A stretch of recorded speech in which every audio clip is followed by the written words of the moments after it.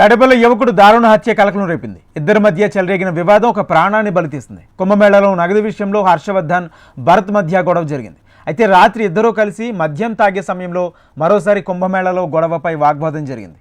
ఇద్దరి మధ్య మాట పెరగ్గా పక్కనే ఉన్న కత్తితో హర్షవర్ధన్పై భరత్ దాడి చేశాడు. దాడిలో గాయపడిన హర్షవర్ధన్ తప్పించుకునే ప్రయత్నం చేయగా వెంబడించి మరీ అతన్ని పొడిచి చంపేశాడు భరత్. ఈ ఘటన మహానాడు పట్టాభిరామయ్య కాలనీలో చోటు చేసుకుంది.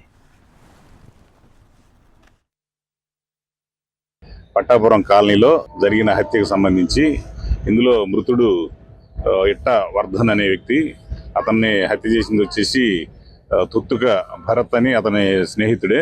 అతను మరొక వ్యక్తితో కలిసి రాత్రి 11:30 గంటల సమయంలో ఇంట్లో ఉండగా వచ్చి కత్తితో పొడిచి హత్య చేయడం జరిగింది. దీనికి వాళ్ళిద్దరి మధ్య ఉన్నటువంటి చిన్న కాశీలో ఇది రీసెంట్గా కుంభమేళాలో జరిగిన చిన్న ఘర్షణ నేపథ్యంలో అది మనసులో పెట్టుకొని రాత్రి వచ్చి హత్య చేయడం జరిగింది. మృతుడి యొక్క వర్ధన అక్క రుద్రవేణ ఇచ్చిన రిపోర్ట్ మీద కేసు నమోదు చేసాము, హత్య కేసుగా. దీని మీద దర్యాప్తు చేసి ముద్దాయిని తొందరలో అరెస్ట్ చేస్తారు.